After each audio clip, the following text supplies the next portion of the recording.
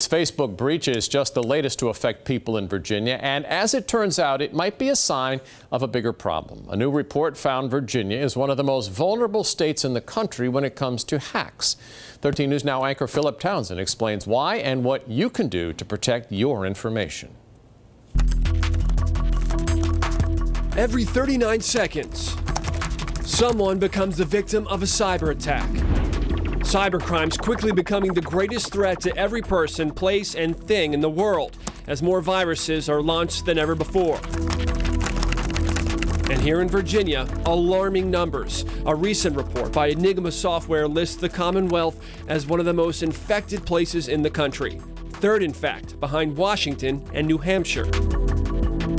Virginia's infection rate is 87% higher than the rest of the country. The biggest cause is user error, like when people click links attached to emails thinking they're safe.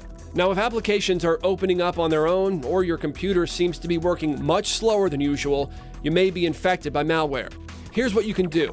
Experts say always back up your data on a regular basis. An external hard drive is a smart choice, or a cloud-based backup.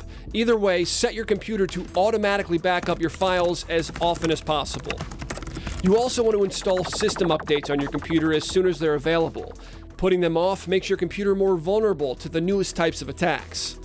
Also, install anti-malware software and adjust the settings so that updates are installed automatically.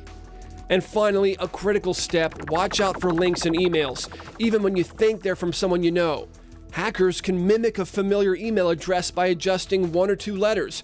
You wouldn't even notice that what you just received isn't coming from a family or friend. Remember, the goal is to make sure your personal information stays in the right hands. For 13 News Now, I'm Philip Townsend.